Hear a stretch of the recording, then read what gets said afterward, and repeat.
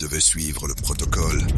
Il a choisi de suivre son cœur. Nous sommes en 2023, dans un hôpital animé de Paris. Les couloirs résonnent des bruits de pas pressés, des murmures inquiets et des machines qui bipent. C'est ici que se déroule une histoire qui va bouleverser des vies. Un médecin, le docteur Martin, est confronté à une situation critique. Un enfant, Lucas, âgé de 8 ans, est amené d'urgence. Son état est si grave et le protocole médical est clair. Mais ce jour-là, le docteur Martin ne suit pas les règles. Il écoute son cœur. Lucas souffre d'une maladie rare et les traitements standards ne suffisent pas. Le temps presse et l'équipe médicale est à court de solutions. Le docteur Martin, pourtant, refuse de baisser les bras. Il se souvient d'une technique expérimentale, encore non approuvée, qu'il a étudiée lors d'un congrès médical. Une lueur d'espoir s'allume dans ses yeux. Il sait que c'est risqué, mais il sent au fond de lui que c'est la bonne chose à faire. Avec l'accord des parents de Lucas, il décide de tenter l'impossible. L'opération est délicate. Chaque geste compte. Les minutes s'écoulent, lourdes de tension. Mais le docteur Martin reste concentré,